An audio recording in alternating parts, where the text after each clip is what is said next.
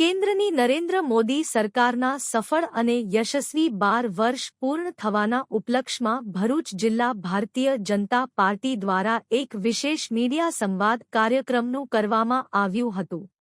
આ કાર્યક્રમનો મુખ્ય હેતુ સરકારની 12 વર્ષ વિશ્વાસ, વિકાસ અને જનકલ્યાણની ઐતિહાસિક સિદ્ધિઓને મીડિયાના માધ્યમથી જનજન સુધી પહોંચાડવાનો હતો। મીડિયા સંવાદ કાર્યક્રમ રાજ્યના આરોગ્ય અને ભરૂચ જિલ્લા પ્રભારી મંત્રી પ્રફુલ્લ પાનસેરિયાના અધ્યક્ષ સ્થાને યોજાયો હતો, જેમાં જળ સંપત્તિ મંત્રી ઈશ્વરસિંહ પટેલ, જિલ્લા ભાજપ પ્રમુખ પ્રકાશ મોદી, જિલ્લા પંચાયત પ્રમુખ ડિમ્પલબેન રાજ, ભરૂચના ધારાસભ્ય રમેશ મિસ્ત્રી, ઝઘડિયાના ધારાસભ્ય રીતેશ વસાવા ઉપસ્થિત રહ્યા હતા। દેશના યશસ્વી પ્રધાનમંત્રી આદરણીય શ્રી નરેન્દ્ર મોદી સાહેબના વડાપ્રધાન તરીકેના છેલ્લા 12 વર્ષ જે થયા છે, 12 વર્ષ નિમિત્તે તમામ ક્ષેત્રની અંદર જે કામગીરી કરી છે એના માટે આ સંકલ્પ સંમેલન આજે અહીંયા રાખવામાં આવ્યું હતું।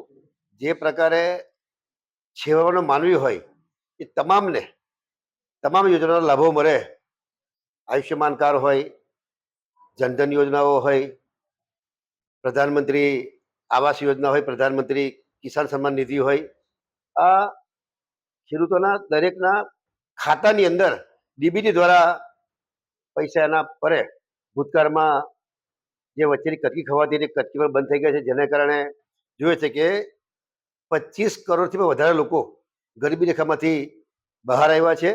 81 કરોડ લોકોને આજે પણ મફત અનાજ કોરોના કાળથી આજ દિન સુધી આપવામાં આવી રહ્યું છે। રાષ્ટ્રીય ધોરીમાર્ગની વાત કરીએ ત્યારે 2014 પહેલા એક દિવસની અંદર 11.6 કિલોમીટર રસ્તાઓ બનતા હતા, આજે પર ડે 34 કિલોમીટર રાષ્ટ્રીય ધોરીમાર્ગ બની રહ્યા છે। એ જ રીતે સમગ્ર ક્ષેત્રની અંદર પીવાનું પાણી હોય, સિંચાઈનું પાણી હોય, એના માટે પણ અનેકવિધ કામગીરી કેન્દ્ર સરકાર રાજ્ય સરકાર દ્વારા થઈ રહી છે। ત્યારે આ 12 વર્ષના શાસનની અંદર મોદી સાહેબે જે કામગીરી કરી છે એને લઈને આજે જ્યારે ગુજરાતના મુખ્યમંત્રી હતા ત્યારે ગુજરાતની અંદર 2001 થી 2014 સુધી આ રાજ્યના મુખ્યમંત્રી તરીકે જે ખૂબ સારી કામગીરી કરીને એક મોડેલ સ્ટેટ તરીકે ગુજરાત ઉભરી આવ્યું છે। આજે જોઈએ છે કે એ વખતે મોદી સાહેબ ગુજરાતના મુખ્યમંત્રી ત્યારે મા વાત્સલ્ય યોજનાની શરૂઆત કરી હતી આરોગ્ય માટેની, વડાપ્રધાન બહેનેથી જોઈએ છે કે 5 લાખ રૂપિયાનું સમગ્ર દેશની અંદર દરેક લોકોને આનું કવચ મળે, આરોગ્ય ક્ષેત્રે એને પૈસા મળે। ભૂતકાળની અંદર આવી કોઈ યોજનાઓ નહોતી। પૈસા વિના પોતાના સ્વજન કમાનાર એક વ્યક્તિ એને ગુમાવવો પડતો હતો, લાડકવાળા દીકરાને પણ ગુમાવવો પડતો, કારણ કે પૈસા નહોતા। જ્યારે આજે માત્ર સરકારી હોસ્પિટલ નહીં પરંતુ શહેરની સારામાં સારી હોસ્પિટલની અંદર તમે ટ્રીટમેન્ટ કરી શકો।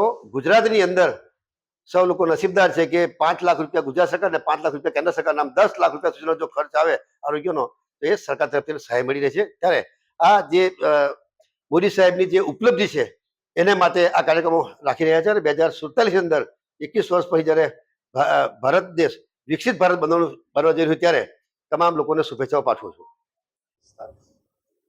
સર, ખાસ આજ પત્રકાર પરિષદનું આયોજન કરાયું, ખાસ કરીને સરકારના વિકાસના કાર્યો શું છે? આખા દેશની અંદર આદરણીય લોકપ્રિય વડાપ્રધાન આપણા નરેન્દ્રભાઈ દ્વારા 12 વર્ષ પૂર્ણ કરીને સૌથી વધુ વડાપ્રધાન તરીકેની સેવા આપવાનો જેમને મોકો પ્રાપ્ત થયો છે એ ખુશી છે પૂરા ભારતની અંદર। આજે 12 વર્ષ પૂર્ણના અને એક રેકોર્ડ સાથે જ્યારે સેવા આપી રહ્યા છે ત્યારે એમની ઉજવણી દરેક ગામ સુધી કરવામાં આવે છે અને યોજનાઓ સફળતા કેમ પ્રાપ્ત થઈ, આ યોજનાઓ વગેરેથી ભારત સમૃદ્ધ બન્યું છે। ભારત એક નવી દિશા તરફ જઈ રહ્યું છે, સ્વાવલંબન ભારત છે।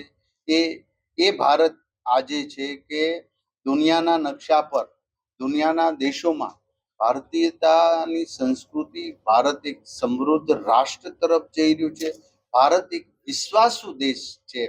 આ શાસનથી એ પ્રસ્થાપિત કર્યું છે। આદરણીય નરેન્દ્રભાઈ મોદી સાહેબે ગરીબો માટે, ખેડૂતો માટે, મહિલાઓ માટે અને યુવાનો માટે અનેક યોજનાઓ લાવી ઘર ઘર સુધી આ યોજનાનો અમલીકરણ કર્યું। કાશ્મીરથી કન્યાકુમારી, ગુજરાતથી આસામ સુધી ચારેય દિશાઓ તરફ દરેક જાતિ, દરેક ધર્મ, દરેક જ્ઞાતિ પરિવારજન તરીકે સ્વીકારી અને એની સાથે એમને દરેક યોજનાનો લાભ મળે એ હેતુ માત્ર આઈડેન્ટિટી એ ગરીબ છે, કોઈ જ્ઞાતિ, કોઈ ધર્મ, કોઈ જાતિ આધારિત એક પણ યોજનાઓ ન કરતા આજે આયુષ્માન કાર્ડ, ઉજ્જવલા યોજનાઓ, આ બધી જ બાબતોમાં ગરીબ માટેનું અને ખાસ કરીને જે આજે ડાયરેક્ટ ગરીબોને સવલત મળે છે અને ડાયરેક્ટ 100 રૂપિયા જ્યારે એને મળવાના પ્રાપ્ત થાય 100 રૂપિયા એ લાભાર્થીના ખાતાની અંદર જમા થાય છે.